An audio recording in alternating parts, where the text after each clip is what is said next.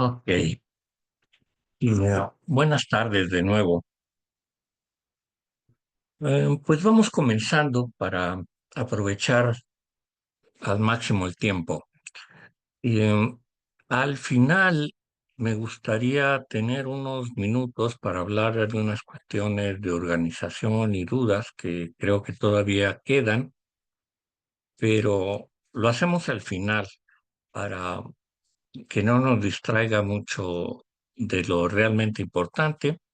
O sea, os voy a tratar de acabar un poquito, o sea, unos minutos antes de las 7, de manera que podamos tener tiempo para hablar de algunas cosas de organización o de lo que haya falta.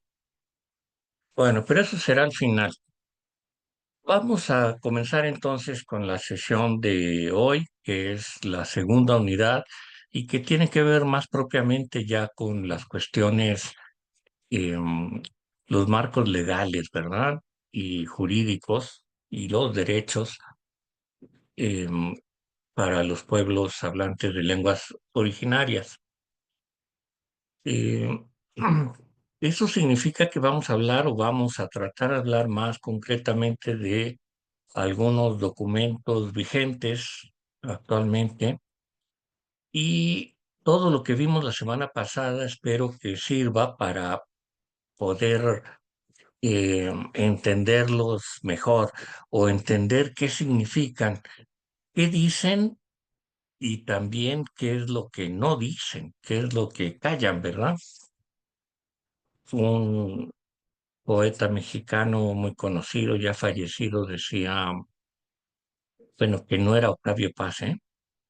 Este, decía que las palabras dicen más por lo que callan que por lo que dicen. O también un antropólogo lingüista, ¿verdad? Un antropólogo del lenguaje decía, o tiene un libro que se llama Lo dicho y lo no dicho. Y según él, digamos, el campo de la antropología lingüística es el estudio de lo no dicho, es decir, lo que no se dice, pero que da significado a lo que sí se dice. Es decir, lo que se dice significa en relación con lo no dicho. Y así que, y lo mismo pasa con los documentos legales. ¿Qué dicen, pero qué es lo que no dicen? Eso es más difícil de ver, pero ahí está presente, ¿verdad? ¿Qué callan? Y eso nos dice mucho de acerca de qué se trata, o la orientación de las políticas, de los documentos legales, qué documentos se reconocen y cuáles ni se mencionan, ¿verdad? Bueno, déjenme em, poner la, las diapositivas para que puedan un poquito más o menos seguir las ideas. Ah, Recuerdan que la semana pasada hablábamos de que en las políticas lingüísticas hay objetivos, dice, eh, objetivos no explícitos, hay objetivos explícitos, los objetivos lingüísticos, vamos a decirlo así, y objetivos no explícitos o no lingüísticos. Es decir, ¿para qué se hace la intervención sobre las lenguas? ¿Para qué se hace una política lingüística? Y pero ¿cuál es el efecto? No en las lenguas, sino en la sociedad, ¿verdad? Y, una etapa por la que han pasado todos los países de América Latina es una etapa de integración o de unidad nacional, es decir, la idea de hacer ciudadanos iguales ante la ley a todos los ciudadanos del país de que se trate, ¿verdad? Perú, Bolivia, Argentina o El Salvador o lo que sea. Es una política de unidad nacional. La unidad nacional tiene una dimensión lingüística y es una muy importante, pero no es la única. Hay cosas que incluso que no son tan obvias. Por ejemplo, eh, bueno, el siglo XIX, algunos lo llaman para, pues, en general, América Latina, el, el siglo de los estándares nacionales. Había que unificar para unir a la nación, para hacer una nación después de la independencia eh, de la corona española. Había que hacer la nación, ¿verdad? Estaba dividida en regiones, en fin. eh, y había que empezar a crear los estándares nacionales. Una moneda única, o sea, una sola moneda que valiera lo mismo en todas las regiones del país. No existía y había que hacerlo, ¿verdad? Y de hecho se hizo. El estándar nacional de moneda, el peso mexicano, el peso argentino, o como se llame en cada país, es una moneda nacional estándar para toda la nación, ¿no? Eh, pesas y medidas. Antes solía haber, bueno, ¿verdad? Las pesas y medidas que eran, este, ay, se me olvidan ahora los nombres. Qué bárbaro, me bloqueé. En fin, las unidades de medida y de peso antiguas como arroba, legua y ese tipo de cosas que fueron sustituidas en general eh, por el sistema métrico, ¿verdad? Decimal. Y donde un kilo debía ser igual en todas partes, ¿verdad? No es que a veces, de hecho así pasaba en México, por lo menos, una arroba tenía un peso en un lugar y un peso ligeramente diferente en otro y así. Había que crear estándares nacionales de las medidas.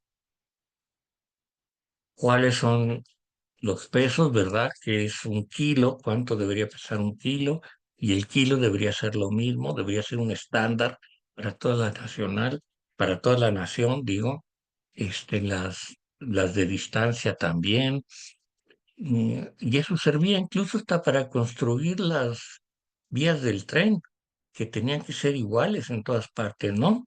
Tenían que tener el mismo ancho, en fin. Estándares, y hay estándares de todo tipo. Por ejemplo, ahora el estándar no ha sido perfecto, no lo es todavía, ¿verdad?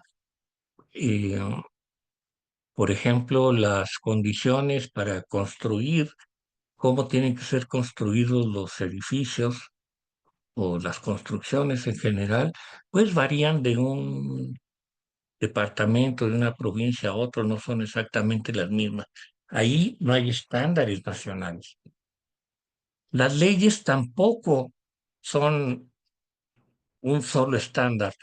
Todavía, por lo menos, aquí hay tendencia hacia eso, excepto quizás en países muy centralizados, quizás la Argentina sí, pero en otros países no. En México, que es una federación, pues no, las normas legales no son exactamente iguales entre los diferentes estados.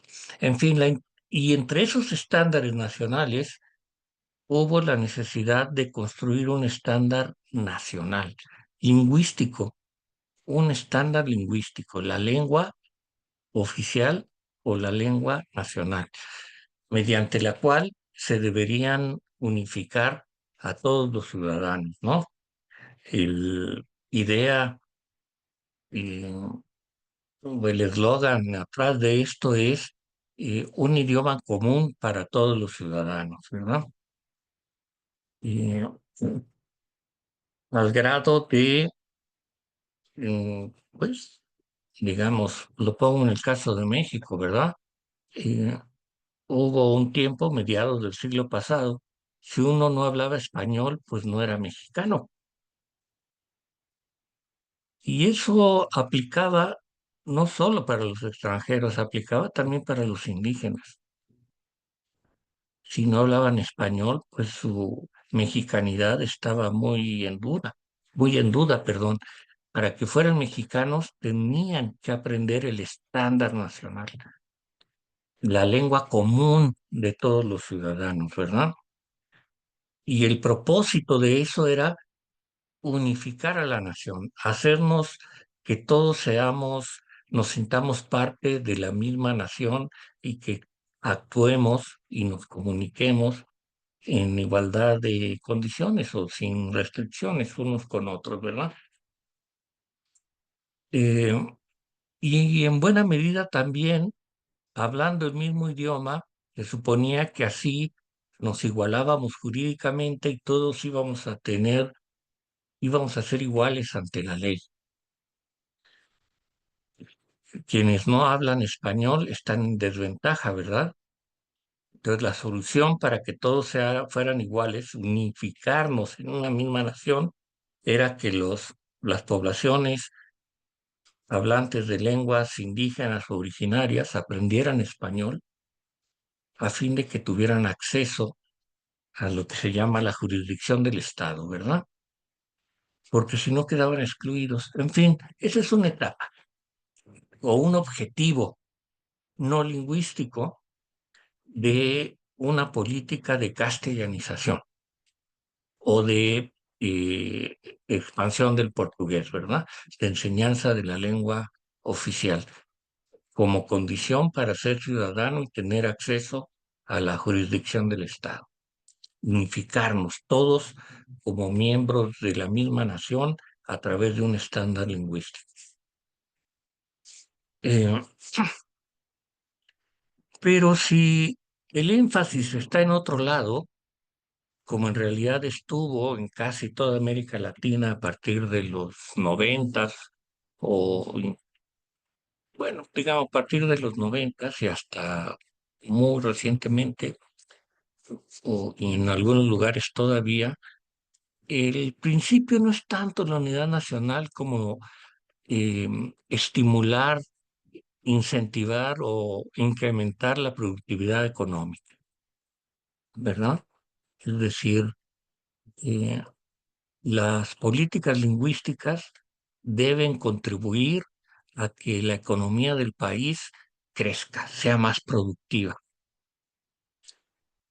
Eh, Eso significó en buena medida en los noventas una gran importancia al inglés, por lo menos en la región de México, ¿verdad? Donde nuestro referente comercial son los Estados Unidos. Ah, había que aprender inglés. Si quieres tener un buen empleo, aprende inglés. Si queremos que nuestra producción suba a ser más competitivos internacionalmente, nuestra mano de obra tiene que hablar inglés, conocer inglés. Y entonces por una política lingüística de eh, enseñanza del inglés y un poco más en abstracto, más en general, lo que se trata de desarrollar son competencias lingüísticas. Es decir, que la gente sea competente en el dominio de algunas lenguas o de algunos aspectos de la lengua para objetivos específicos, ¿verdad? Tener competencias. Y de hecho eso es lo que se evaluaba. Todo estaba hecho para evaluar o las políticas lingüísticas tenían como objetivo valorar la adquisición de competencias lingüísticas. Ya no era tanto la integridad de la nación, es decir, para cuando la productividad económica era el criterio importante, la unidad nacional había pasado a segundo término. Ese no era el punto. Se reconocía el carácter plural de la nación. En las constituciones de la América Latina desde los 90 se reconoce el carácter plural o la composición plural de las naciones de la América Latina, ¿verdad? El asunto ya no era ese, que todos habláramos la misma lengua. El asunto es tener competencias lingüísticas. Ese era el punto. Pero hay otras mm, razones o principios que también son importantes o que también han jugado un derecho, están jugando un derecho importante, ¿verdad? Es, por ejemplo, el respeto a la dignidad humana o el derecho a la diferencia, es decir, el derecho a ser diferentes, el derecho a tener culturas y lenguas diferentes, ¿verdad? Y respetar esa diferencia como, como una forma de respeto a la dignidad de las personas. Si, si uno menoscaba o no aprecia el habla materna de alguien, pues es una afrenta a la dignidad de esa persona. Para todos nosotros, nuestra lengua materna, la que sea, eh, es una parte muy importante de nuestra identidad y que se hable mal de ella o la marginen o la discriminen, pues es un atentado a la dignidad de la persona que la habla, ¿verdad? Entonces, si la cuestión no es tanto la unidad nacional o la productividad económica, o junto con ellas, es la dignidad y el derecho a hablar lenguas distintas, lo que se enfatizan son los derechos culturales, lingüísticos, por supuesto, pero sobre todo, pues, o que se expresa básicamente en la no discriminación, ¿verdad? Ahí lo que está en juego no es la productividad ni la unidad de la nación, sino la dignidad de las personas, su derecho a ser diferentes. Otro, em, digamos, otra lógica u otro principio, otro horizonte para guiar políticas lingüísticas o parte de ellas es la protección de la diversidad idiomática o de lenguas, ¿no? Eh, donde la diversidad lingüística es vista como una riqueza cultural, como algo que hay que proteger, ¿verdad? Es la diversidad misma es lo que hay que cuidar. Eh, Tender hacia un mundo monolingüe o cada vez menos diverso lingüísticamente es considerado una pérdida y un empobrecimiento de la humanidad, ¿verdad? Un empobrecimiento cultural de la imaginación, de los mundos posibles, de las diferentes formas de ser humano y por lo tanto hay que proteger la diversidad lingüística. Y ese es el propósito, que por supuesto recuerda mucho las luchas por la defensa de la diversidad biológica, ¿verdad? Y incluso se utilizan paralelismos hasta idiomáticos o lingüísticos, la ecología lingüística, ¿verdad? Hay que proteger la ecología lingüística, la diversidad de las lenguas, pero el objetivo no son ni los hablantes, ¿verdad? Ni las comunidades, ni su derecho a la diferencia, sino el valor de la diversidad de idiomas. Y que puede estar contenido, puede agregarse a las otras cosas, pero el punto principal es la defensa de la diversidad. Y ahí es donde uno encuentra campañas para la protección de las lenguas como parte del patrimonio cultural o como parte de la riqueza de la nación o, o de la riqueza cultural de la humanidad, ¿no? Es la diversidad a lo que deben atender y el éxito o fracaso de las políticas se medirá en la medida que logran conservar o mantener la diversidad idiomática. Eh, Otra cuestión sería tener como objetivo, como horizonte, la equidad política o jurídica de los pueblos originarios, no de los hablantes, no de los ciudadanos, sino la equidad jurídica de los pueblos. Eso supone la planificación del estatuto, de la posición política y jurídica de las lenguas en la nación, ¿verdad? Es otra cosa, es otro tipo de regulación, es otro tipo de política.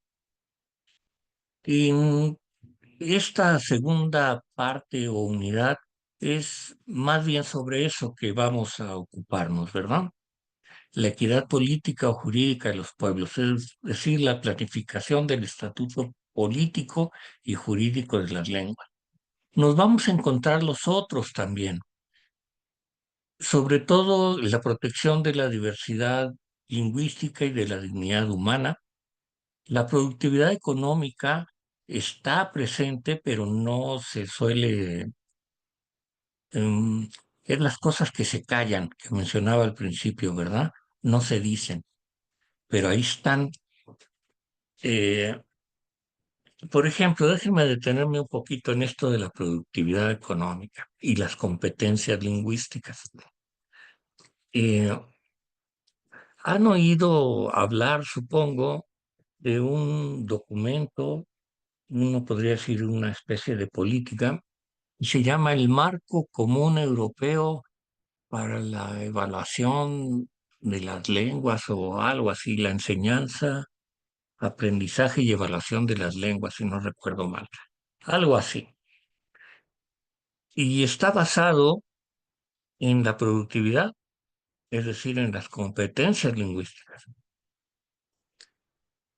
Eh, Déjenme mostrarles un esquemita general de eso. Voy a salirme de aquí y voy a compartir otro cuadro.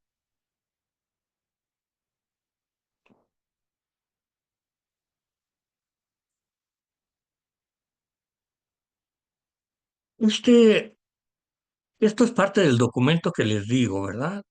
En este momento no me acuerdo el nombre completo, pero es como una síntesis de las competencias que se esperan y que se han vuelto un estándar. Ahora, para medir el aprendizaje de una lengua, esto es lo que se usa generalmente.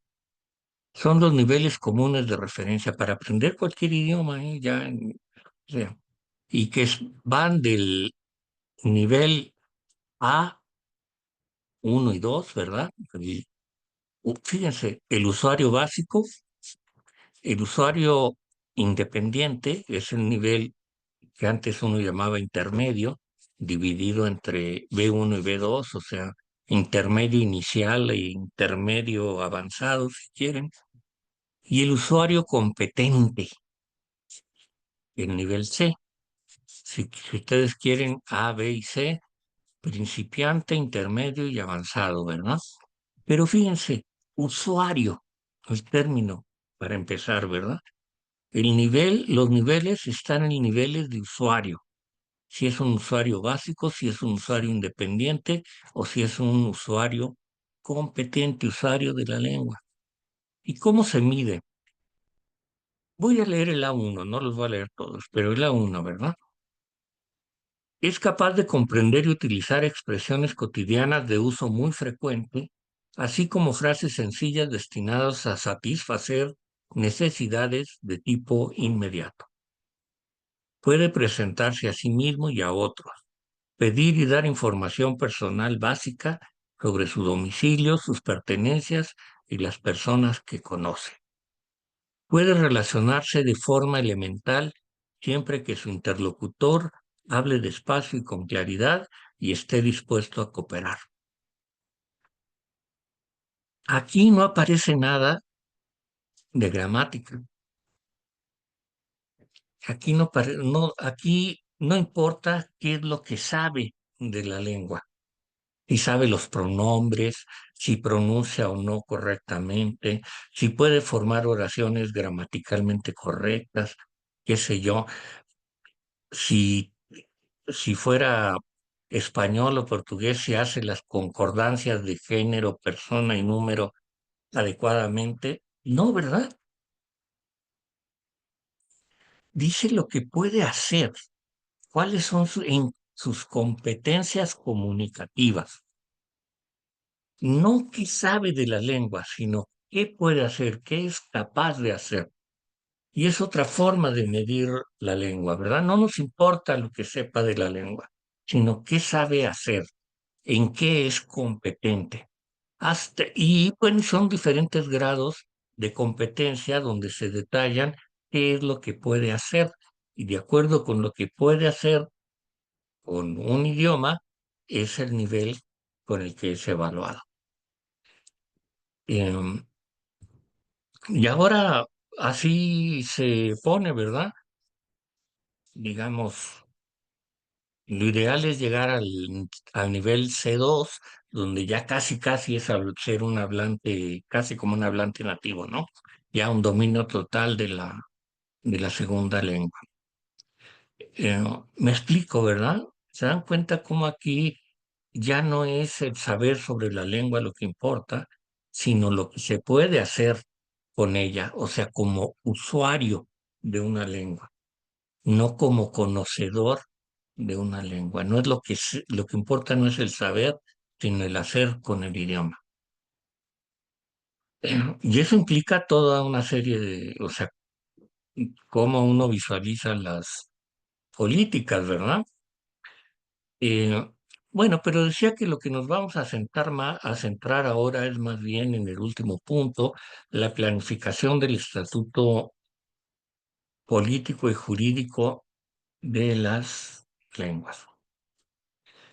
Bueno, y vamos a ver en buena medida también parte de los derechos como parte del respeto a la dignidad humana o el derecho a la diferencia, que eso atiende más a las personas que a las lenguas, pero que actualmente están muy imbricados.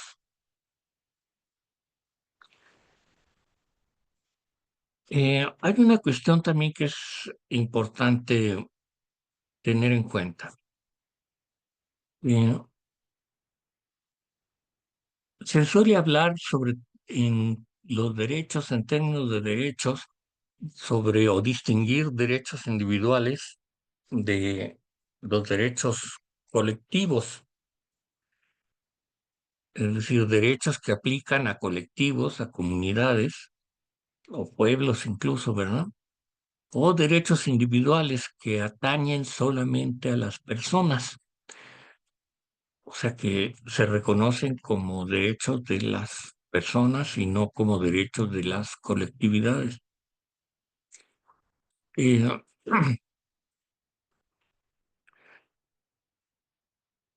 Suelen ser más fácil o hay una tendencia que prioriza el reconocimiento de los derechos lingüísticos individuales sobre los colectivos porque es menos problemático políticamente.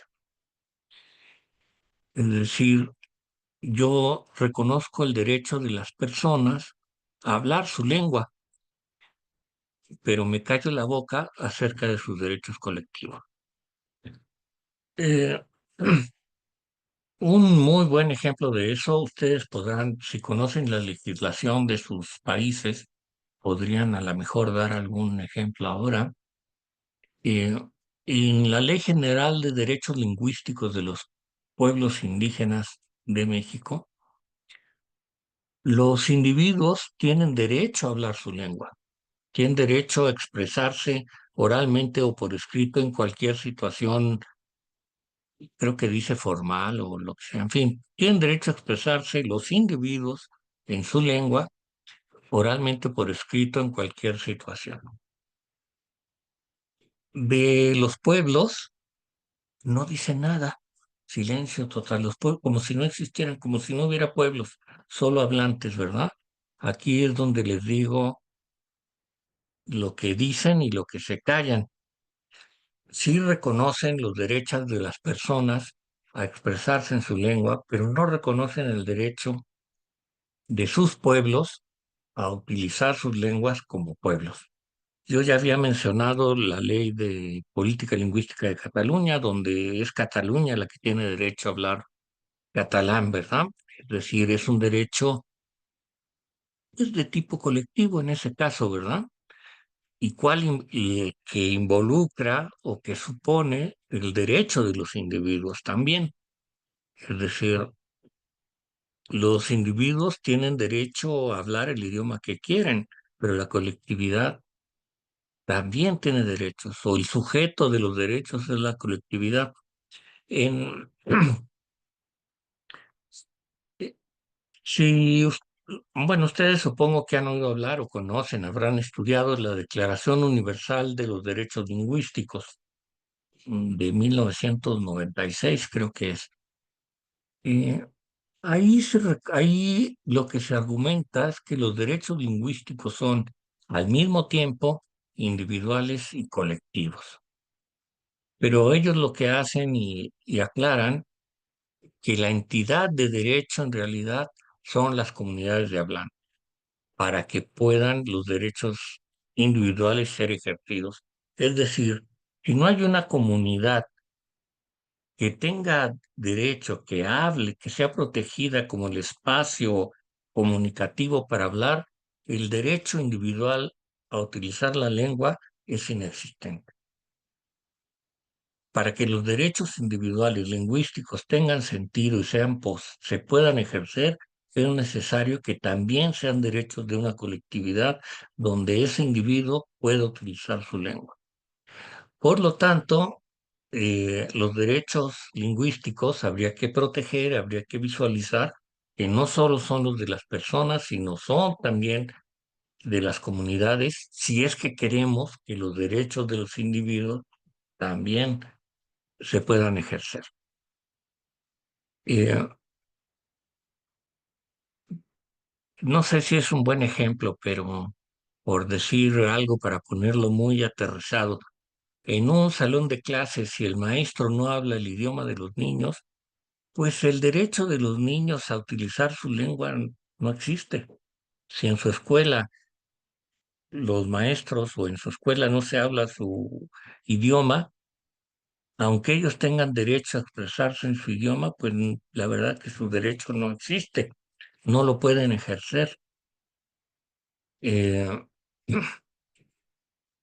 entonces, los derechos son tanto individuales como colectivos.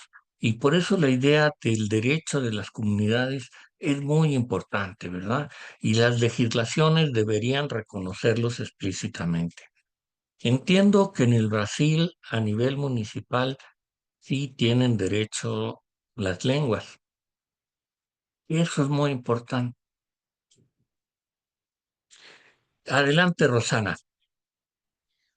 Buenas noches a todos. Sí, Quería comentar nomás que en el caso de Paraguay, la ley de lenguas también habla de esta tipificación de derechos y reconoce los derechos individuales y cita una serie de situaciones concretas, 7 más o menos, y en otro articulado reconoce los derechos lingüísticos a nivel nacional como un contexto mayoritariamente bilingüe castellano-guaraní, no indígena, pero también en un tercer articulado habla de los derechos colectivos comunitarios, de colectivos comunitarios, y en otro articulado de las minorías culturales no indígenas que tienen que ver con las lenguas de personas que vinieron de otros países a instalarse en nuestro país.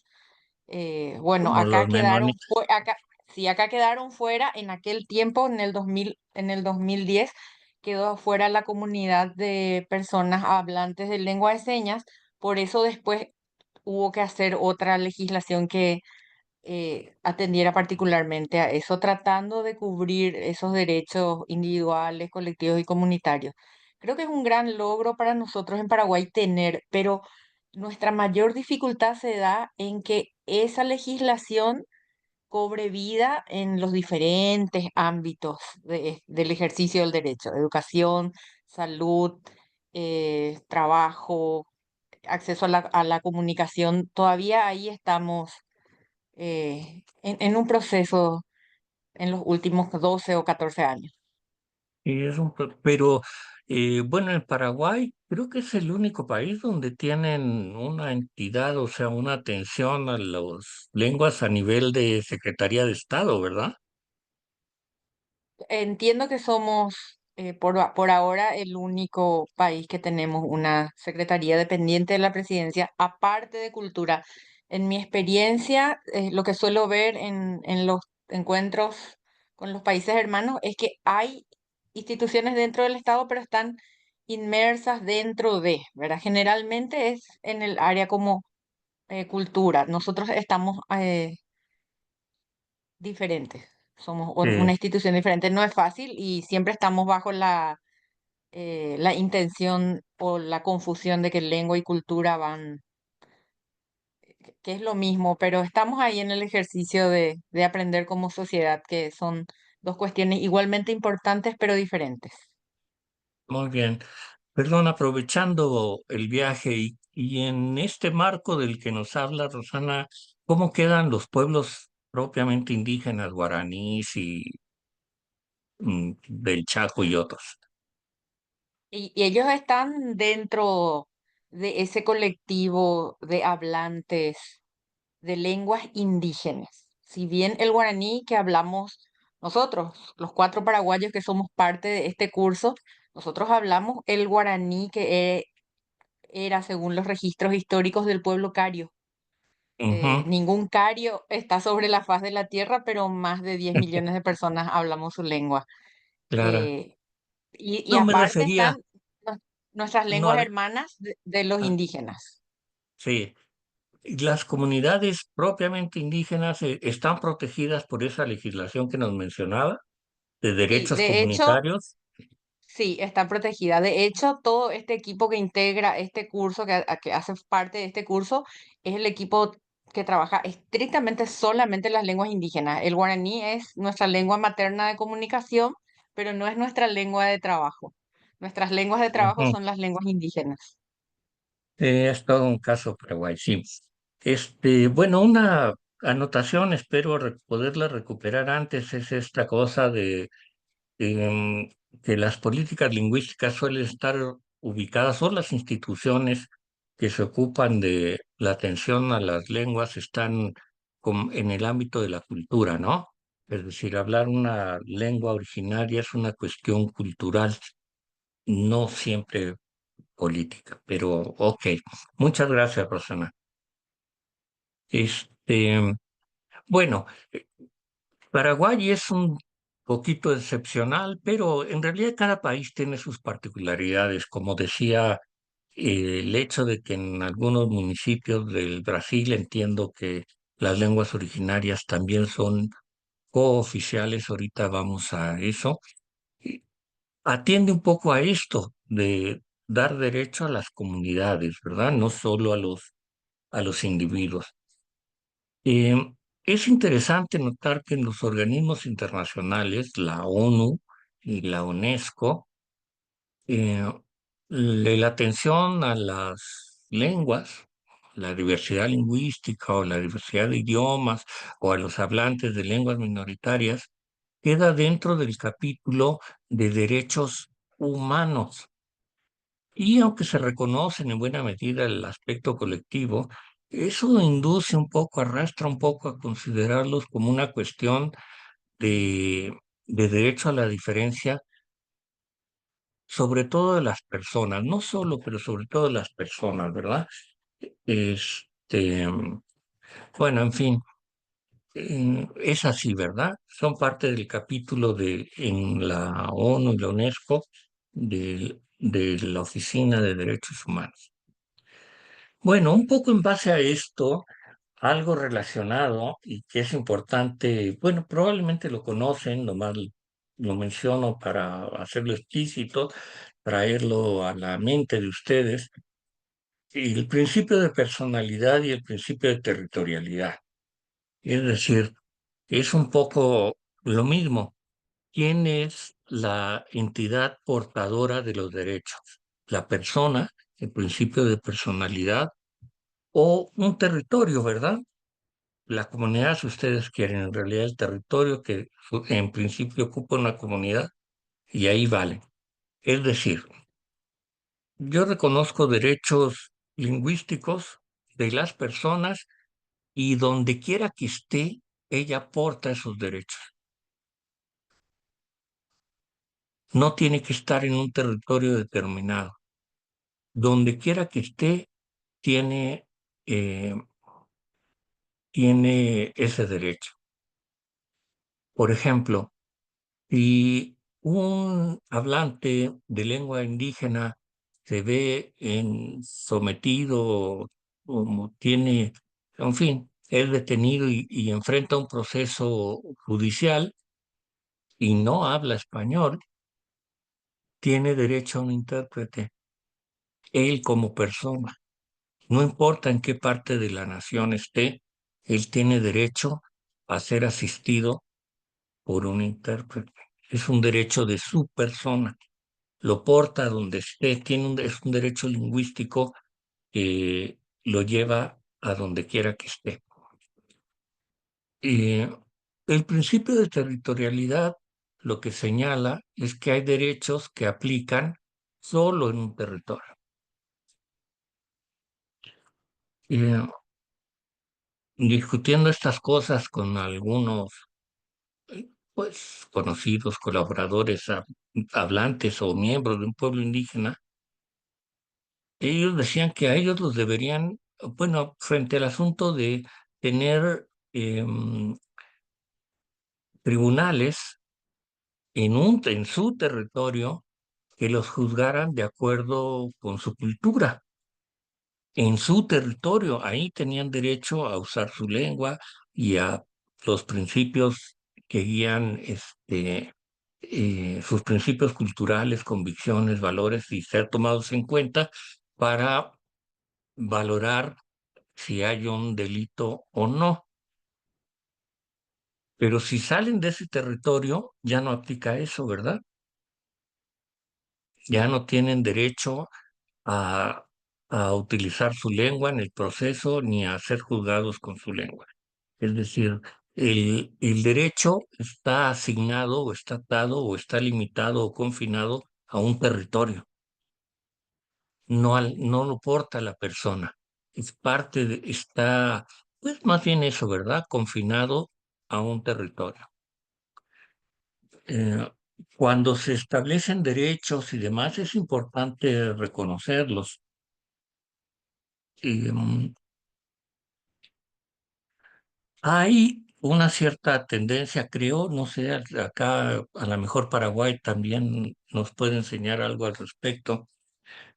¿Qué tanto los derechos en sus diferentes países están atados o confinados a un territorio o son reconocidos como parte de las personas y son las personas las que portan el derecho? No sé si alguien quiere compartir algo sobre eso,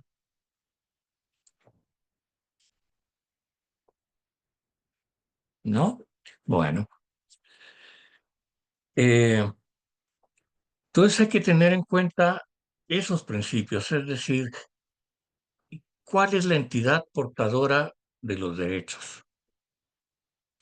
Y no digo, si uno está haciendo nomás un análisis, pues nomás tratar de entender quién es la persona que los porta, pero si está uno diseñando alguna política por escrito, alguna política lingüística, hay que tener en cuenta a dónde se va a aplicar, dónde es más conveniente o cómo o qué es lo que se desea lograr con esa política y cuál es el principio o de personalidad o territorialidad que resulte más conveniente para los fines de lo que se quiere alcanzar, ¿verdad?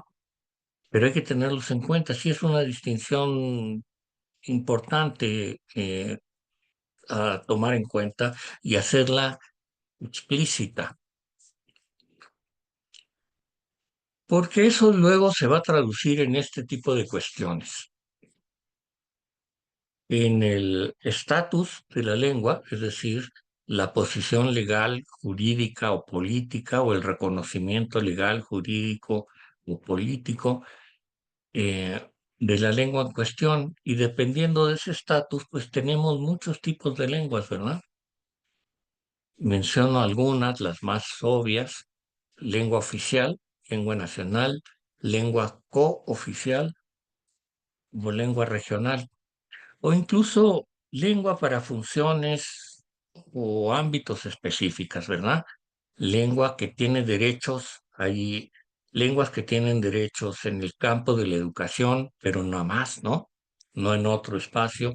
O lenguas que tienen ciertos derechos o funciones en el nivel de la religión, o como es el caso de nuevo en México, lo que se conoce como jueces de paz, no sé si se llaman en otro lugar, que ahí sí los jueces hablan lengua indígena y conducen el proceso en la lengua, pero es solamente lo que se llama jueces de paz, es decir, rencillas entre vecinos, mm, en fin, conflictos y desavenencias de la convivencia cotidiana, ¿no? Pero no cuestiones de familia, por ejemplo, quién se queda con la custodia de los hijos en un divorcio, eso no ocurre en lengua indígena, ¿verdad? No es competencia de los jueces de paz.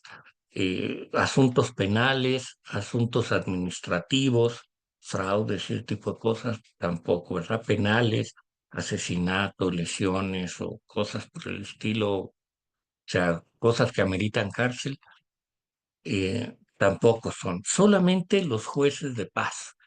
Y así, ¿verdad? Puede haber lenguas para funciones específicas. Es decir, si fuera de educación sería lengua de instrucción o lengua de enseñanza. eh, o lengua de, incluso para algunas cosas culturales. O sea, si dependiendo de qué es el alcance del estatuto jurídico que se les da a la lengua, es el papel que va a tener, ¿no? Lengua oficial significa nomás que es la lengua que tiene validez oficial, es decir, eh, las leyes se promulgan en generalmente es un diario oficial, así se llama. Supongo que tiene diferentes nombres en los diferentes lugares, pero eh, hay un lugar donde se publica, se pone por escrito la ley que sea y ese documento funciona en la lengua oficial también, ¿verdad? Y tiene lo que ahí aparece, tiene validez oficial. Los, los contratos, qué sé yo, la compra-venta de una casa o de un caballo, eh, para que tenga validez, para que sea oficial, tiene que ocurrir, pues, en la lengua oficial, ¿verdad? Y y ahora, las lenguas oficiales pueden ser oficiales a nivel de la federación, a nivel de las provincias o los estados, o a nivel del municipio, o incluso a nivel de la institución. Una dependencia de gobierno puede tener más de una lengua oficial, aunque el Estado nacional solamente tenga una. O sea, el carácter oficial tiene un alcance institucional explícitamente definido, ¿verdad? ¿En qué ámbito es oficial y en qué ámbitos, pues no, ¿verdad? O sea, tiene derecho a funcionar como lengua oficial en tal ámbito, pero no en otro. Por ejemplo, en los Juegos Olímpicos, hasta donde entiendo, no soy un experto en el asunto, pero creo que así funciona. Usualmente la lengua oficial, las lenguas, hay más de una lengua oficial. De hecho, son generalmente tres lenguas oficiales: inglés, francés y la lengua oficial de la nación donde ocurre. Eso quiere decir que todos los asuntos oficiales tienen que ocurrir en alguna de esas lenguas para que tengan validez, ¿verdad? Si un atleta tiene alguna queja, pues la tiene que poner, presentar en alguna de esas lenguas. Si la presenta en, qué sé yo, porque es Swahili y la presenta en Swahili, pues, está bien, no sé, pero no tiene validez oficial porque no es en una de las lenguas oficiales, ¿verdad? Cuando uno escucha los discursos Si la inauguración ocurre en alguna de esas lenguas o en las tres. En 1900, creo que fue 92, que fueron las Olimpiadas en Cataluña, en Barcelona, y trataron al catalán como lengua oficial junto con el español, lo cual provocó gran enojo del entonces rey Juan Carlos, ¿verdad? Se molestó muchísimo cuando pusieron en la inauguración el himno de Cataluña y se leía o se traducía lo que se decía en catalán. Se molestó mucho, porque de acuerdo con él debería haber sido solo el castellano, ¿verdad? Aunque el catalán es cooficial en ese lugar, lo cual nos lleva a la idea de lengua cooficial, ¿verdad? Quiere decir que hay una lengua que es oficial junto con otra. Es bastante común que en un lugar, como son la mayoría, eh, con diversidad lingüística o donde se hablan más de una lengua, haya una lengua oficial para toda la nación o para el gobierno de la nación y lenguas cooficiales en algunas regiones o demarcaciones de la nación, donde se concentra la lengua, los hablantes de alguna lengua, y esa lengua puede ser, puede tener el estatuto o ser reconocida como oficial junto con la lengua de la nación en ese territorio. Es el caso precisamente del catalán y del español en Cataluña, o del vasco y el castellano en las regiones del País Vasco. Y en algún momento, acá en México, un partido un partido político llevó la propuesta al Congreso de la Unión de hacer oficiales, de reconocer el estatuto de lengua oficial a todas las lenguas originarias en todo el territorio nacional. Déjenme salirme de aquí para ver un poquito, a ver, a lo mejor verlos acá. ¿Qué opinan ustedes de eso? A ver, imagínense, un país que reconoce todas las lenguas originarias, algunas que tienen decenas de hablantes, otras unos poquitos miles y otras que tienen cientos de miles de hablantes, eh, pero reconocer a todas igualmente como oficiales en todo el territorio. Era un partido de izquierda y le parecía que eso era pues por donde habría que empezar, es decir, reconocer el máximo estatuto a las lenguas originarias. Eh, ¿Cómo ven? O más simple, reconocer el estatuto de lengua oficial a una lengua originaria. Digo, en principio como una cuestión ética o de derecho o de equidad, pues está bien, ¿verdad? Nadie se opone. Pero en términos de funcionamiento real, ¿cómo lo ven? Gerardo. Buenas noches, profesor. Buenas noches a todos. Yo creo que es el otro extremo de la moneda. En realidad puede ser que simbólicamente sea muy importante, eh, pero se quedaría en eso, en el simbolismo.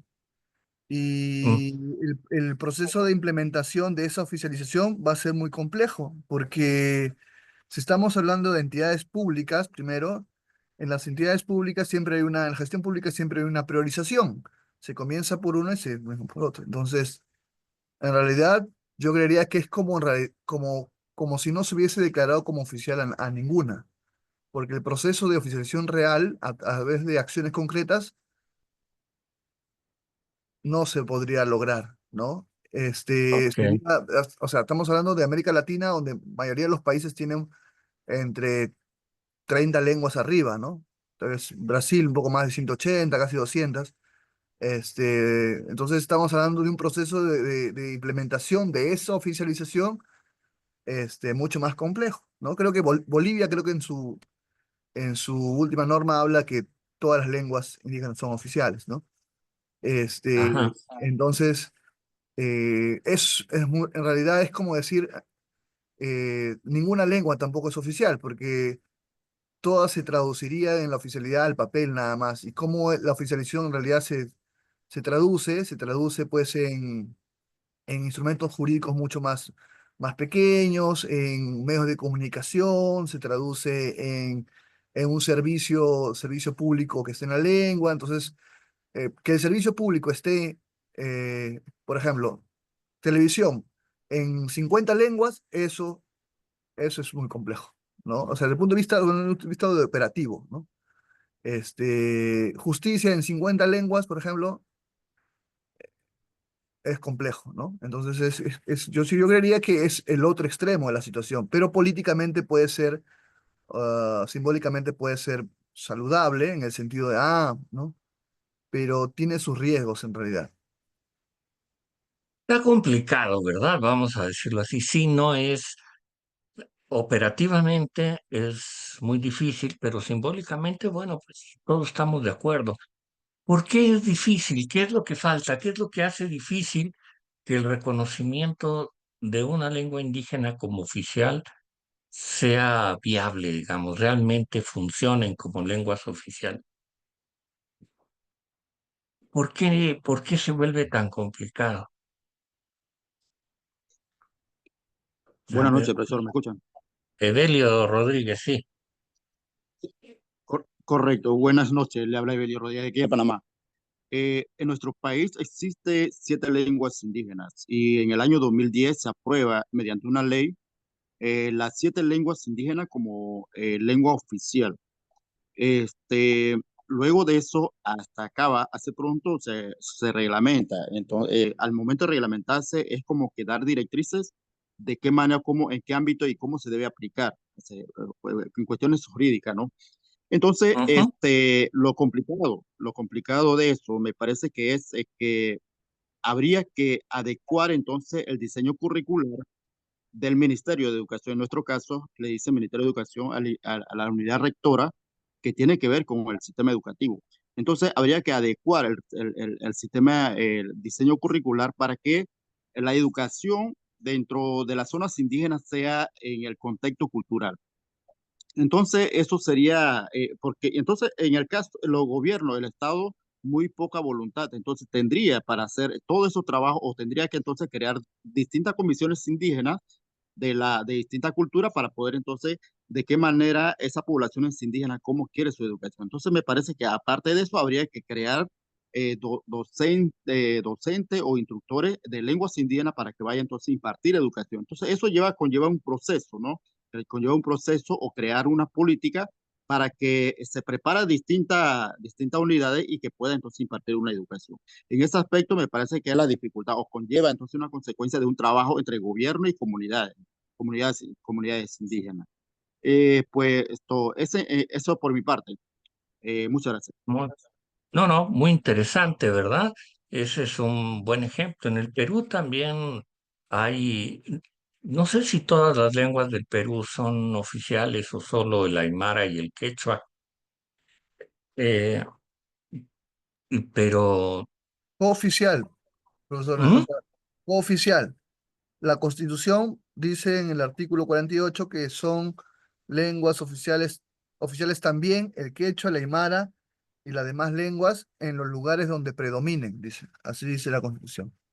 Ok, Ujú. interesante. O sea, sin decirlo, pero lo que está diciendo es que son cooficiales, ¿verdad? O sea, no son oficiales en todo el Perú, Así es. sino, Sí. ok, o sea, los reconoce como lenguas cooficiales, pero tienen el reconocimiento de oficialidad y que me imagino un poco como en el caso de Panamá, por lo que ya mencionaba antes, Gerardo, no es tan fácil hacerlas funcionar con el carácter de oficial. En parte, eso se debe a,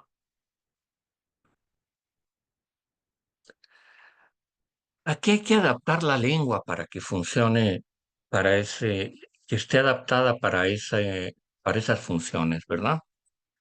Ahorita vamos a eso, es decir, lo que aparece acá como el corpus. Ahorita nos detenemos un poquito en eso.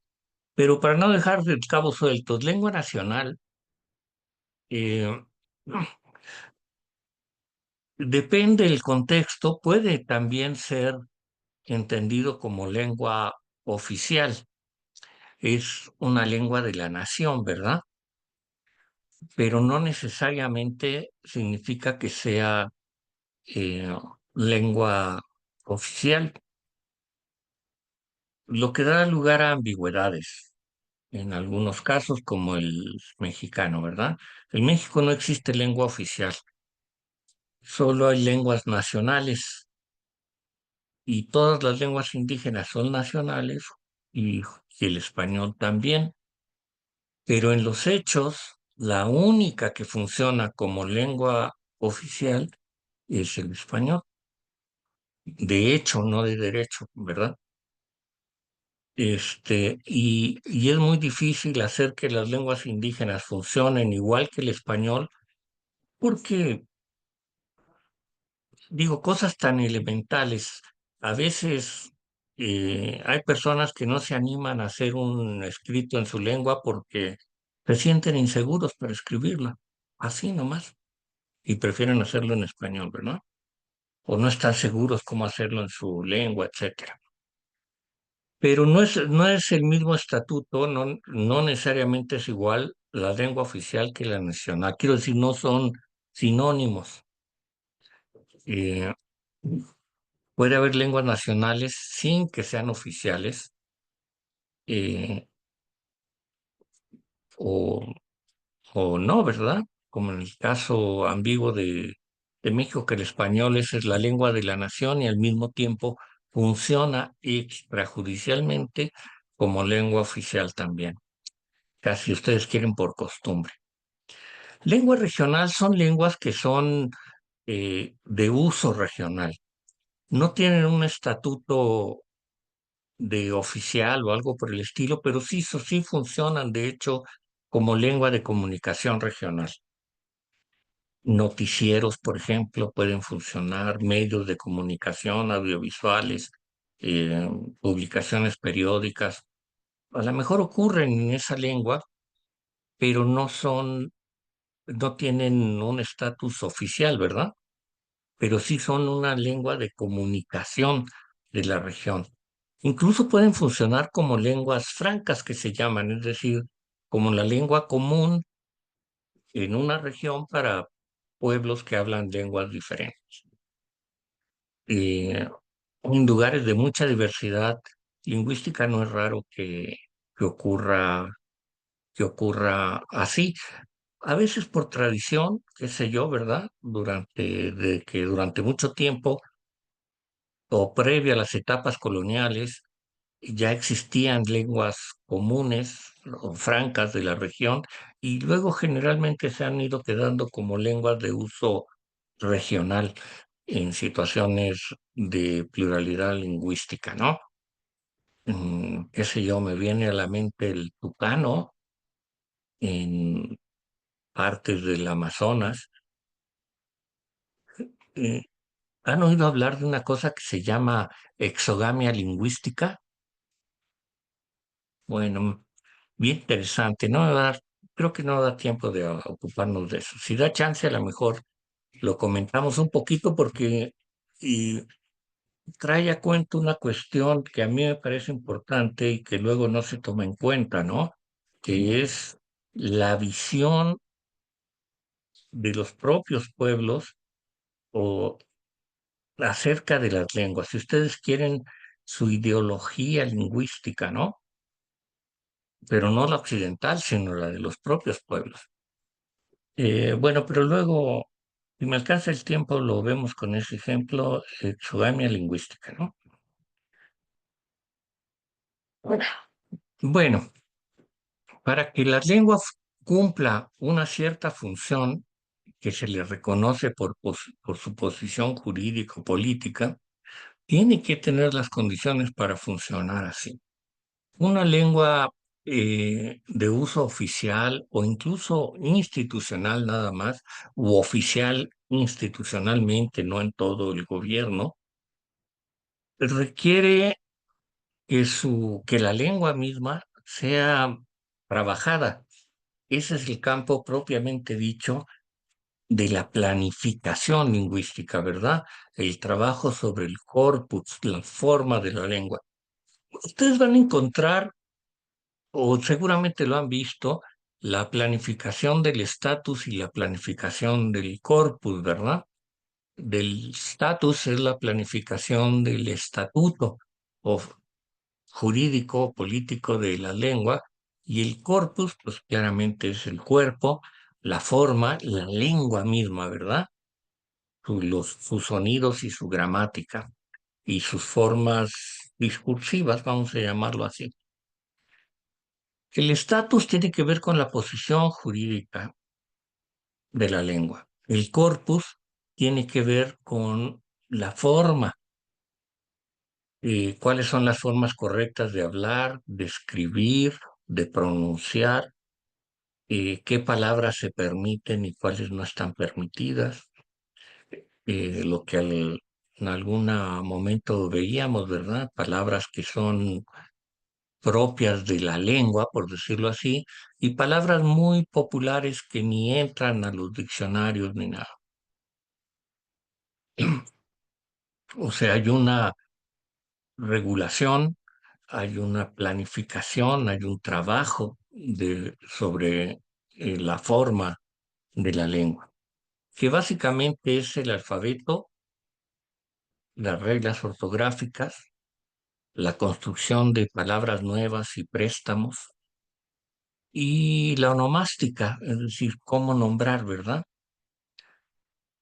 Lo más trabajado y conocido es el alfabeto, hacer lenguas, digo alfabetos para las lenguas originarias de manera que se puedan escribir. Un poquito menos obvio, creo, pero también cada vez más conciencia de eso, es la ortografía, em, que incluye, por ejemplo, em, cómo se separan las palabras, cómo se escriben las palabras, y porque hay convenciones para eso. Ay, ya pasaron, acá está. Em, em,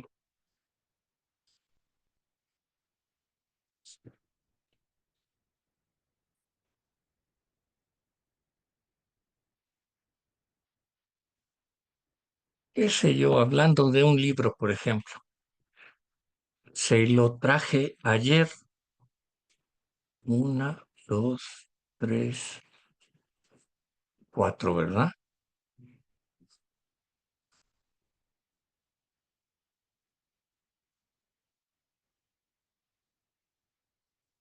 Eh, no, mal ejemplo.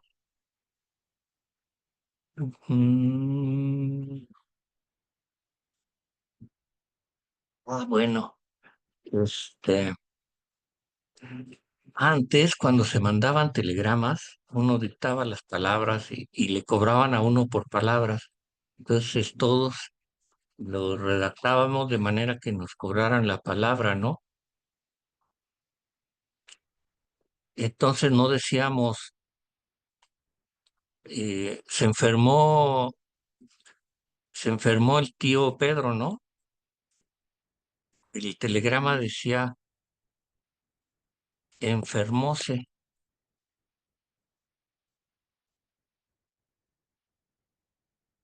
enfermóse el tío Pedro.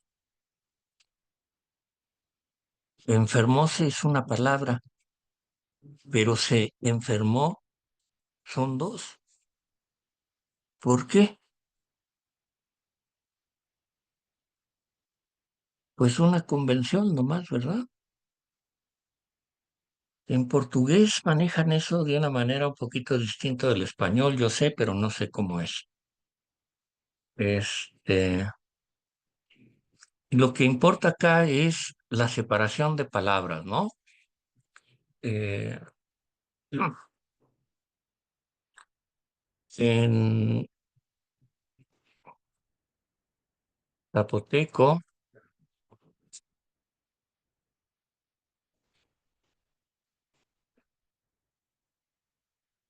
yo comí.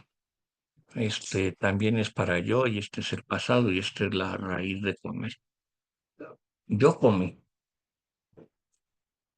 Eh, Cuando los hablantes quieren escribir, no saben si estos son dos palabras o una, o no les queda tan claro, ¿no? O acá, no saben si esto es una palabra o son dos. Lo saben hablar perfectamente, pero al hablar no hay espacios de separación de palabras.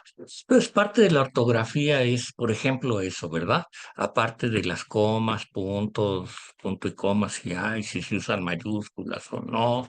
En fin, ese tipo de convenciones que pueden tener sentido o no tenerlo, ¿verdad? En una lengua indígena, o sea, por la ortografía de las lenguas romances no tiene por qué tener sentido en otras lenguas, necesariamente. Entonces, alfabeto, ortografía, cómo hacer las palabras nuevas, préstamos,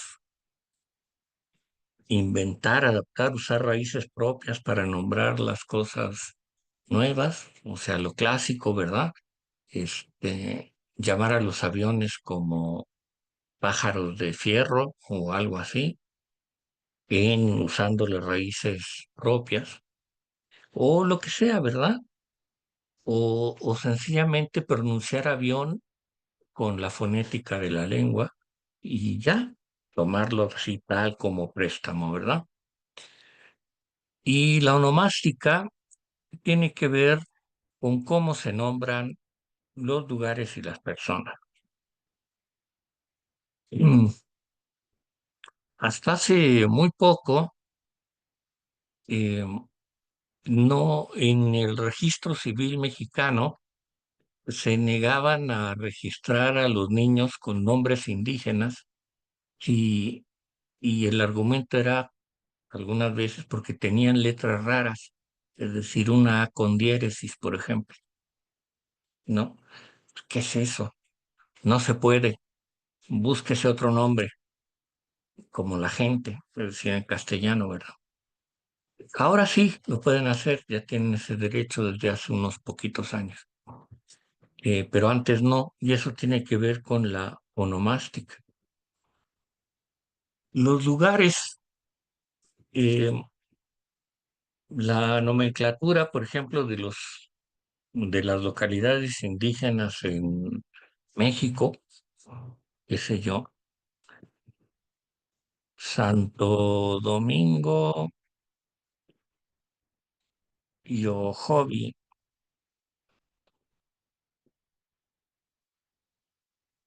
tienen el nombre de un santo castellano y el nombre en la lengua indígena. Y a veces muy pervertido, ¿verdad? Ya casi el nombre en lengua indígena también casi es castellano. Por ejemplo, otro pueblo se llama San Bartolomé, Sogocho, así lo conoce toda la gente, ¿verdad? La gente no indígena. Sogocho, en realidad, el nombre en la lengua del lugar es algo así como Goyo, Joyo, que es algo así, sería como mm,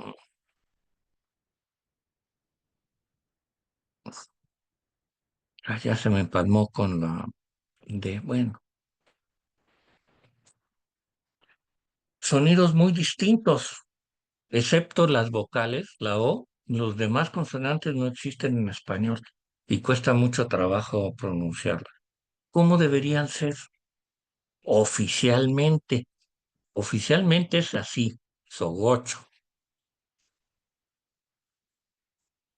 la onomástica regula el uso de las lenguas, ¿verdad? Hay una creciente conciencia de la particularidad y la diferencia y el derecho a ser nombrados como, como se llaman. Y tiene importancia en algunos casos. Eh, Me acuerdo de una persona que acá en la Ciudad de México conocíamos como Francisco, lo voy a escribir por ahorita, van a ver, porque Francisco, Francisco Sánchez, eh, ay, se me olvidó ahorita el apellido, ahorita me acuerdo. Mm, Francisco Sánchez Gómez, eh, es decir, su nombre de pila, cristiano, el apellido de su papá y el apellido de la mamá, como es en México, así su registro civil. No más que en realidad él es, si uno va a buscarlo, nunca lo va a encontrar con ese nombre, porque él es Francisco Santís Canul.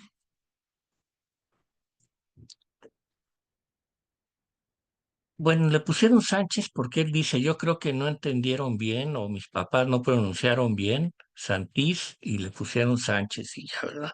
Pero es Francisco Santís Canul. En esa región son linajes. Bueno, por principio de cuentas, Francisco, él a su hijo no le puede llamar Francisco, ni su papá se podría llamar Francisco, pero su abuelo sí, o su nieto sí. Entonces eso indica más o menos en qué generación anda él, de quién puede ser hijo o nieto, ¿verdad? Santís pertenece al clan de los Santís, es decir, él no se debería poder casar con una mujer que se apellide Santís. Es como si fueran hermanos, aunque no se conozcan, aunque sea de otro pueblo, pero son Santís, pertenecen al mismo clan. Y sobre todo los Canul, dentro del Santís hay un linaje que son los Canul. Entonces, cuando uno dice Francisco Santís Canul, está diciendo quién es su persona, ¿verdad? En- Como para nosotros, pues por nuestro apellido paterno y paterno y materno, pues nos ubica dentro de las líneas familiares a las que pertenecemos. Por eso son importantes la onomástica, no es algo muy secundario, ¿no? Bueno, y como parte del corpus también están los manuales de estilo y la estandarización, ¿verdad? Que básicamente lo que controlan es el léxico y el estilo discursivo. Ustedes saben que las publicaciones de cierta importancia tienen un manual de estilo, así le llaman, ¿verdad? Que define muchas cosas, léxico y formas retóricas. Por ejemplo, aquí mismo, déjenme salirme de acá. Mm, Aquí está en inglés, ¿verdad? Bueno, y ahora casi todos son simbolitos. Eh, bueno, pero si ven los controles de Windows y de Office, dicen cerrar, borrar, guardar, pues no sé, todo lo que dicen, ¿verdad? Están en español y están en infinitivo. Eso no es accidente, es una decisión explícita, ese es el estilo en que está para que sea decidido para el español. Eh, la suite de Office y creo que Windows está en, si no recuerdo mal, en Mapudungún, en Mapuche y, y quechua, creo. O sea, en lugar de guardar, cerrar o lo que sea, está en la lengua eh, mapuche o quechua. Y creo que hay una lengua maya de Guatemala también, pero no estoy seguro. Hace un tiempito eh, querían hacer lo mismo para la lengua náhuatl en México. Y la cosa era, lo primerito era hacer un manual de estilo. Antes de empezar a traducir, a poner en palabras náhuatl, había que hacer un manual de estilo. Por ejemplo, en español teníamos la opción estilística de decir, guarde, guarda, o sea, hablando de usted, hablando de tú, o cerrar, o o guarde, ¿no? Se optó por usar el infinitivo, pero se podía haber usado la forma más coloquial o de confianza, cierra, guarda, conserva, en fin, lo que sea, ¿verdad? Mueve, ubica. Y lo mismo para el náhuatl. El náhuatl no tiene el infinitivo, entonces tenía que ser otra cosa. Y es un manual de estilo, y eso tiene que ver con la forma de la lengua. No es solamente no es solamente el alfabeto, es cómo se va a usar, cuál va a ser el estilo correcto en determinados usos o espacios, ¿verdad? Por ejemplo, en la escuela. Hace muchísimos años, eh, cuando, digo, le estoy hablando por ahí de principios de los 80, quizás todavía los 70, ahí, cuando, en fin, ser revolucionario era pues, de vanguardia y bien visto y toda la cosa. En una preparatoria había un profesor, pues, con convicciones así de transformación social muy fuerte. Eran épocas donde las muchachas de familias acomodadas se casaban, digo, las que tenían esa convicción revolucionaria, se casaban con campesinos y con obreros, ¿verdad? Porque había que estar con la clase obrera y campesina. Este, eran así los tiempos. Entonces, este profesor, era un profesor de historia, cuando daba clase, hablaba como hablan los obreros, no como hablan los profesores de historia, ¿verdad? Y no aguantó mucho, tuvo que empezar a hablar como profesor de historia, porque los muchachos, encima los de prepa son canijos, ¿verdad? Estaban botados de risa, se morían de risa, ¿verdad? Escuchándolo hablar de cosas académicas en un habla popular como así de obrero. No pudo hacerlo, de hecho. Estilo, ¿verdad? Estilo discursivo. Existe, tiene fuerza. Entonces el corpus de la lengua requiere ese tipo de codificación. ¿Cómo deben hablar los maestros en las escuelas con sus alumnos en lenguas originarias? Así como les hablan en su casa. Yo les cuento, en mi rancho, si un maestro les hablara como hablan las familias en su casa, lo corren, porque como les dije, oiga, maestro, pues yo mando a mi hijo aquí para que le enseñe a hablar como la gente, no que hable como yo le enseño, ¿verdad? Entonces, ¿para qué lo mando a la escuela? Y el efecto en los padres de familia no es muy distinto, ¿eh? Hay algunos dicen, no, oiga, no le enseñen la lengua de mi casa, en mi lengua indígena. Para eso se le enseño yo, usted enseña el español. Hay algunos padres que así lo dicen, no sé su experiencia, lo que hayan ustedes eh, vivido. Y entonces hay que convencerlos de que les va a ir mejor si estudian su lengua también. Incluso van a aprender español mejor, ¿verdad? Si utilizan su lengua. Pero los padres lo tienen que entender para que sean parte del proyecto. Bueno, a ver, acabamos para luego ya dedicarnos a las otras cosas.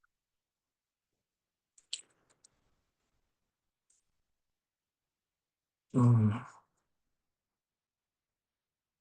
Bueno, comparto con ustedes, creo que es la última diapositiva, sí. Esto que es un cuadrito muy viejo, es de los 60, pero ha sido como el fundamento de la idea de la planeación lingüística, ¿verdad?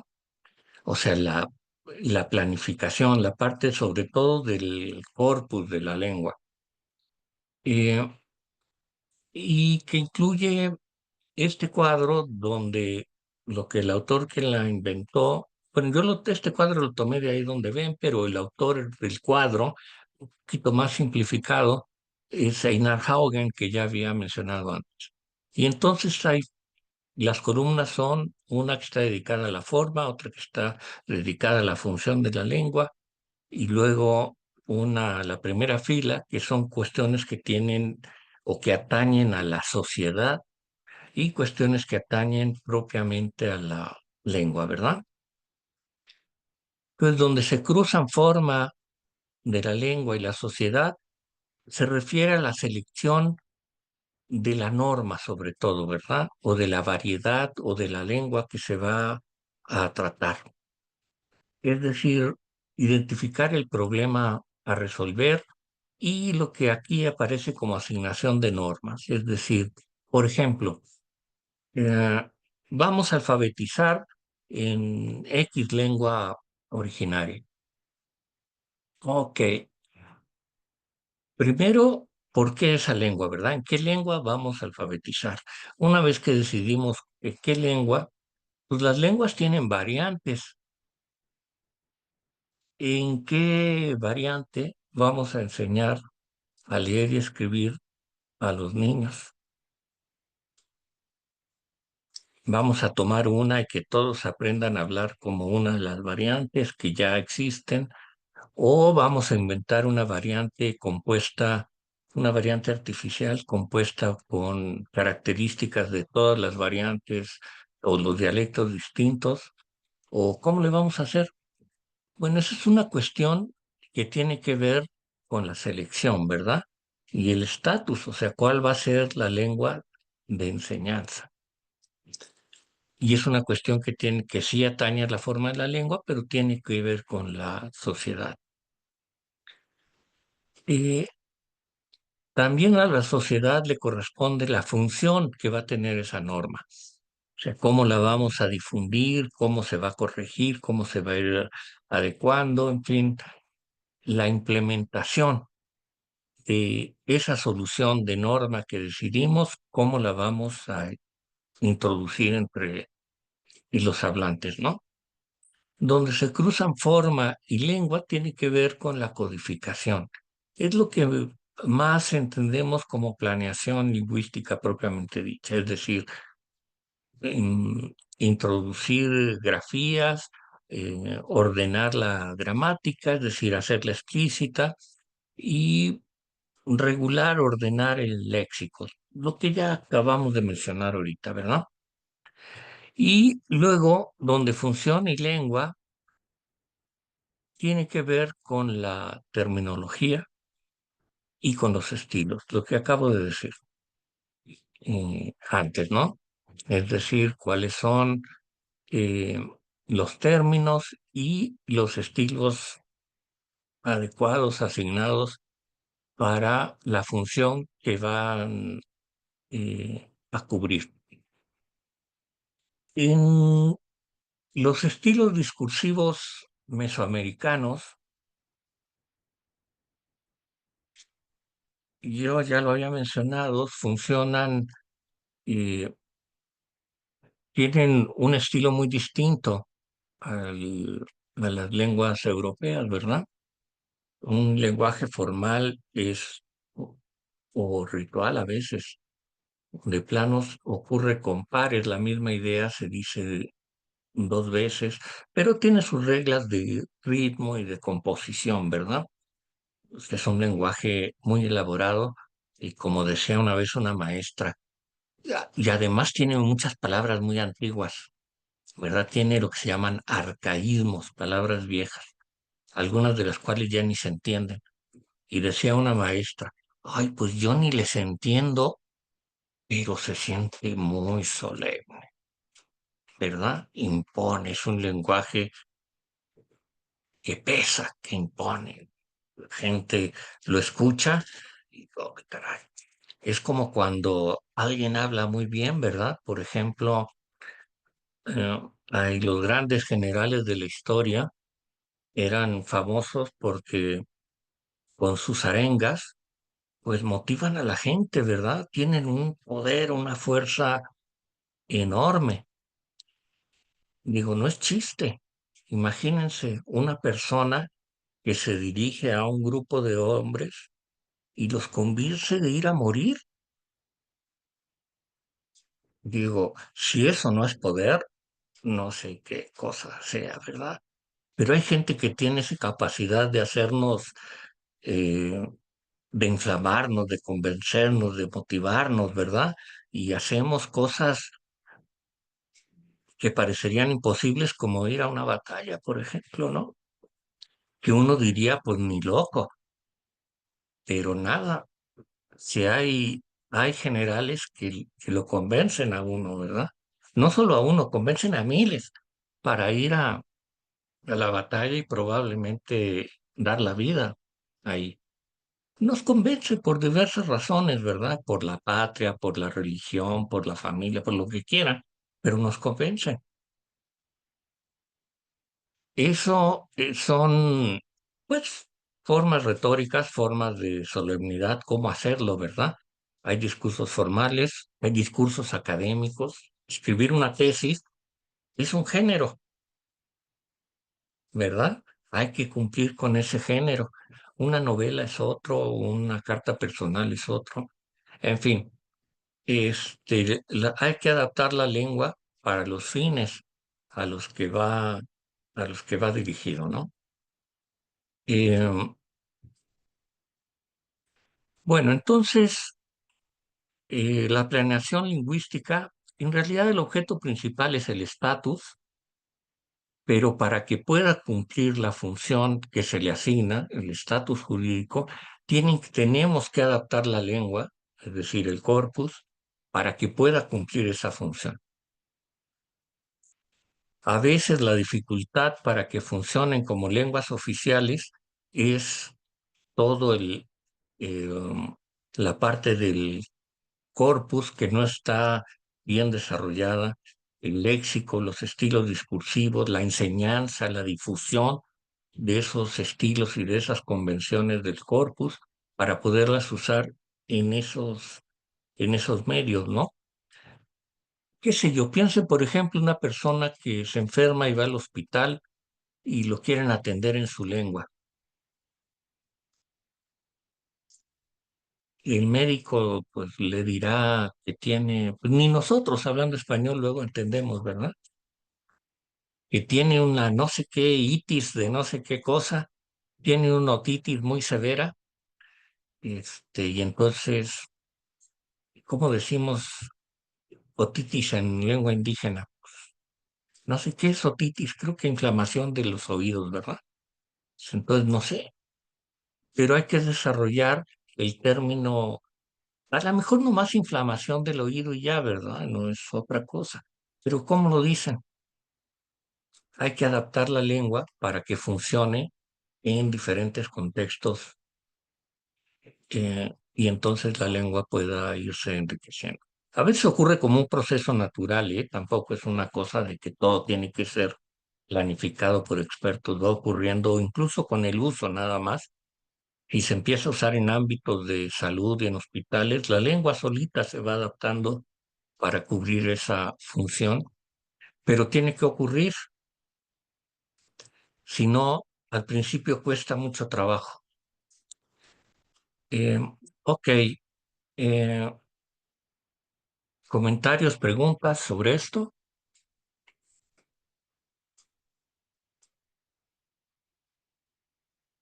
¿No? Ok.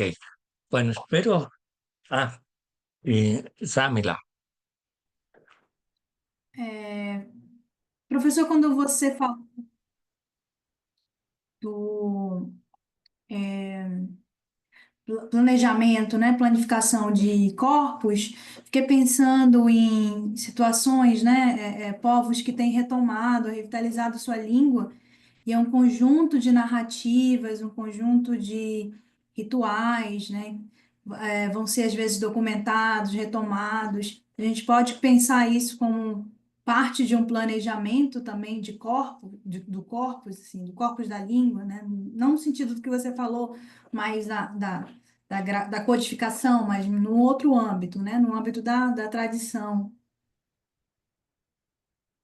Eh, bueno, no sé si entendí bien su pregunta, pero la tradición, es decir, en la propia tradición, no siempre son los mismos valores. Ya no me acuerdo muy bien en qué contexto lo había mencionado. Em,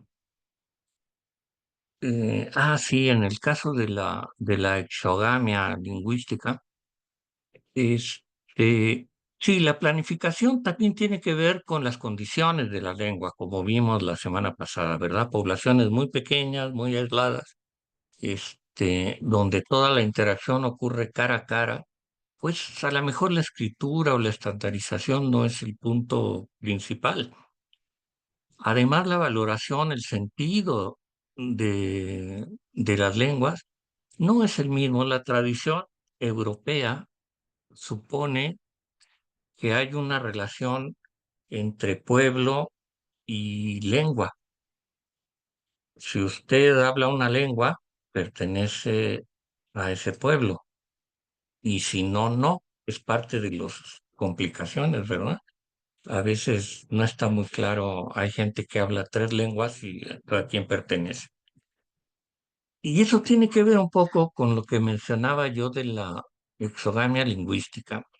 En algunas regiones del Amazonas, la Colombia en particular, el Río Negro, así se llama, eh, las comunidades eh, tienen reglas de quién se puede casar con quién, así como el ejemplo que yo ponía, los santís no se pueden casar con otra persona que sea santís, que pertenezca al clan o linaje de los santís.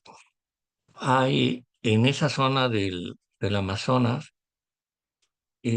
la gente no se puede casar con una persona cuya lengua sea la misma de él, o sea, que la lengua paterna de los dos o de sus padres sea la misma. Son como hermanos que hablan la misma lengua. Tienen que buscar mujeres que tienen como lengua paterna una distinta de la de él. Por eso es exogamia, casarse afuera, ¿verdad? Casarse afuera del idioma, de la lengua. Su idea de identidad y de lengua o de identidad no está asociada al idioma que hablan o no tanto, ¿no? Sirve para regular las relaciones de parentesco, de incesto, o de casamiento, con quién se pueden casar. Y en otras regiones es distinto. También de nuevo, en Mesoamérica, la tradición europea no tiene ningún sentido. Es muy diferente. Eh, hay la identidad la marca la pertenencia a la comunidad, no el idioma que se habla. Entonces, la idea de pueblo, un pueblo es las personas que hablan la misma lengua. Para el caso de Mesoamérica no tiene sentido desde el punto de vista de los hablantes de la lengua. Ellos pertenecen a una entidad político-territorial donde tienen derecho a la tierra, a los recursos, tienen relaciones de parentesco y tienen una residencia, tienen obligaciones ciudadanas con ese lugar, y esa persona que nació ahí, que tiene familia ahí y que puede, em, eh, que tiene obligaciones ahí y las cumple, pues tiene derechos y pertenece, pero no es el idioma lo que marca su identidad y su pertenencia. Evandro.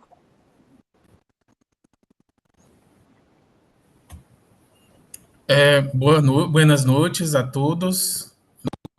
Conseguindo ligar a câmera, mas o que eu queria assim destacar, eu acho importante desentranhar a língua indígena do sistema educacional, o que inclui toda essa questão da escrita, da ortografia, alfabeto. As línguas indígenas, elas são línguas de oralidade, né? Elas são línguas de oralidade. O Davi Copenaua, né, o xamã Yanomami, ele fala inclusive que a escrita é uma doença do branco. Por exemplo, eu considero, pelo menos, muito mais importante do que fazer uma gramática de uma língua, eu considero que é importante você ter a oportunidade do ancião poder estar disponível para transmitir a língua.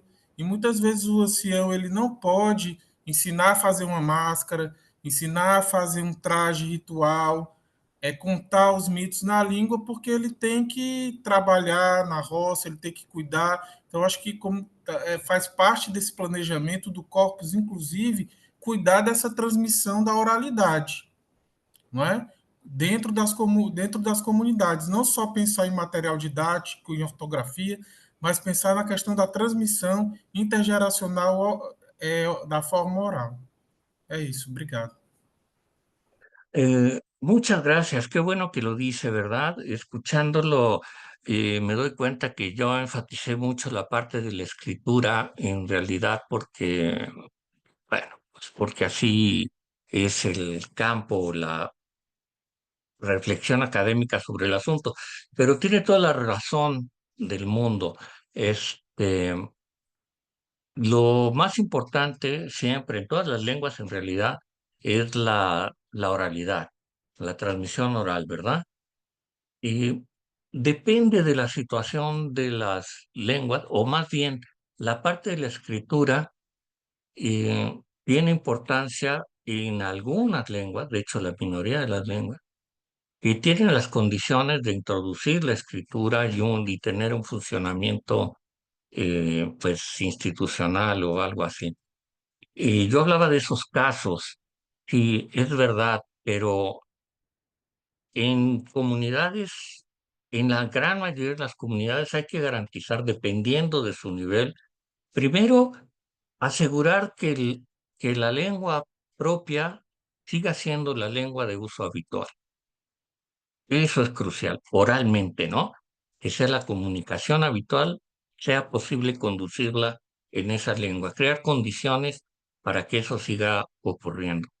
Y donde se ha perdido mucho más el idioma, pues la cosa es tratar de recuperar hablantes o empezar a lograr que algunas personas aprendan el idioma, que no desaparezca como un lenguaje oral con la esperanza de que poco a poco se recupere.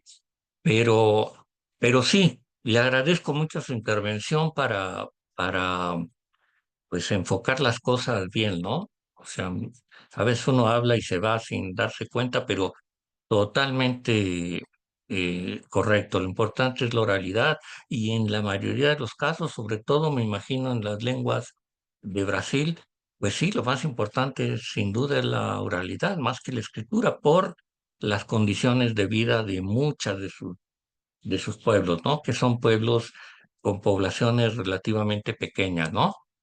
Entonces hay que ajustarlas a esa situación y sin duda la prioridad en condiciones como esas pasa por ese lado, ¿verdad? Este, ¿algo más? ¿No? Ok. Entonces, yo les había dicho que quería dedicar unos minutitos para aclarar algunas cosas que creo que vale la pena mencionar. Hablaba yo con algunos de sus tutores y nos dábamos cuenta que parece que hay algunas dudas todavía acerca de las actividades, la valoración de las mismas y fechas, ¿verdad? Eh, Me decían que había dudas acerca de cuántas actividades hacer. Em, les Reitero lo que creo que ya les había dicho. El asunto no es cuántas actividades hacer, eh, sino primero, de acuerdo con las condiciones del diplomado, nosotros tenemos estas sesiones y además tienen ustedes que cumplir, creo que el doble de horas de las que tenemos aquí todos juntos como trabajo propio. Están contabilizadas, hay que cubrir ese número de horas. Las actividades que yo imaginé son actividades muy breves que deberían llevar más o menos el tiempo que tendrían que ustedes que dedicarles para cubrir las horas no sincrónicas o asincrónicas. No, son actividades que se hacen muy rápido. La idea era que los fueran haciendo conforme ocurrían las sesiones para ir afanizando algunas de las cosas que veíamos. Pero por eso es así, ¿verdad?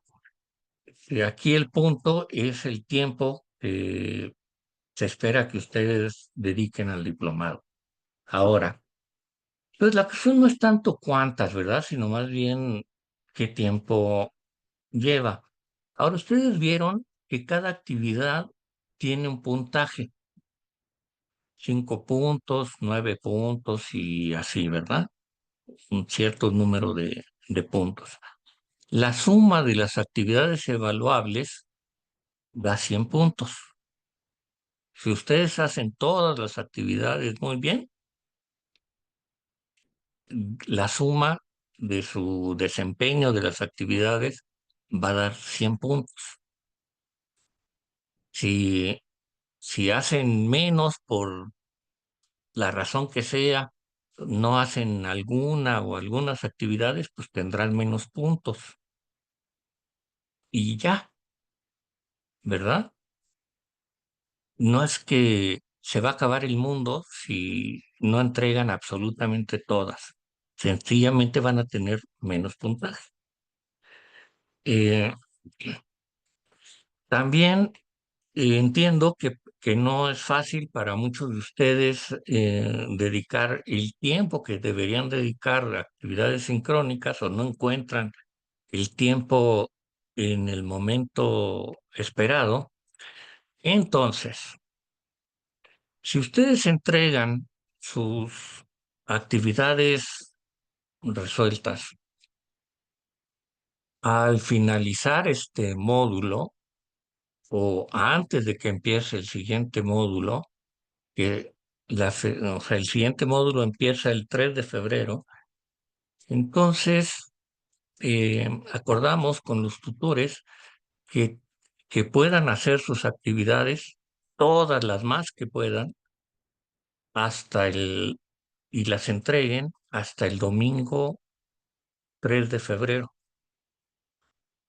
¿no? O 2 de febrero, ya no sé cuándo, a ver. El febrero, el domingo es 2, sí, el domingo 2 de febrero. O sea, tienen hasta el domingo 2 de febrero para entregar las actividades. Me voy a ir a los extremos. Si alguien quiere entregar, no hace ninguna actividad hasta el domingo, las entrega todas, está bien, ¿verdad? No se los recomiendo, pero, pero está bien. Si lo hacen así, lo aceptamos y así los valoramos. ¿Está claro? Espero que eso ayude. Está claro, profesor. Bueno, que eso aclare y que facilite, ¿verdad? Eh, Alguna vez un profesor, estaba yo por presentar un examen muy importante y me dio un consejo que me ha servido toda la vida. Me dijo, aquí el comité nosotros no queremos agarrarte o sorprenderte en lo que no sepas. Lo que queremos saber es lo que sí sabes. Pues acá es lo mismo, ¿verdad? No nos interesa ver si los agarramos en una actividad que no hicieron. no ese es el punto, lo que nos interesa es ver qué es lo que hicieron, ¿verdad? No nos interesa cacharlos o castigar lo que no hicieron, sino más bien valorar, aprovechar lo que sí hayan hecho, ¿verdad? Esa es la idea. Entonces, eso traducido es, pueden entregar las actividades, hagan el esfuerzo por entregar las más que puedan hasta el domingo 2 de febrero. Bueno, ¿alguna cosa sobre esto? Parece que no. Bueno, ojalá que eso ayude. Daniel, Sí, doctor Ernesto. Bueno, ahora sí, si ya concluyó, era simplemente para hacer un anuncio de la actividad que tenemos previsto para este día jueves. adelante, sí, iba a mencionar eso, pero dale, dilo tú. Muy bien. Muchísimas gracias por el espacio, profesor Ernesto. Muy buenas noches a cada uno de los participantes. Bien, para este jueves tenemos el primer conversatorio del diplomado. Estos conversatorios es parte de la estrategia metodológica que estamos implementando en esta primera versión y tendremos la participación de especialistas en la temática para poder interactuar, conversar con ellos. Entonces, el conversatorio se va a realizar en el mismo horario, 7 de la noche, hora de Bolivia, y bueno, ya vamos a estar compartiendo en el transcurso de mañana, el máximo hasta el día miércoles, detalles de las personas que nos van a acompañar en este primer conversatorio. Un conversatorio que es parte de la programación del diplomado, ¿verdad? En esta sesión de este jueves próximo va a tratar sobre el Decenio Internacional de las Lenguas Indígenas y su vinculación, pues, con las políticas lingüísticas, ¿no? Supongo que todos están enterados del Decenio Internacional y, bueno, pues, sobre la importancia que tiene y la ventana que abre de oportunidad para la promoción de las lenguas indígenas, ese decenio, es de lo que va a tratar el conversatorio de este próximo jueves. Entonces, pues, nosotros nos vemos antes, aquí el miércoles, y luego ya tendrá, pero vayan agendando para que se vayan, ¿verdad? No queden, no hagan compromisos para el jueves a esa hora. Bueno, pues de mi parte sería todo hoy y nos vemos el próximo miércoles. Que estén muy bien.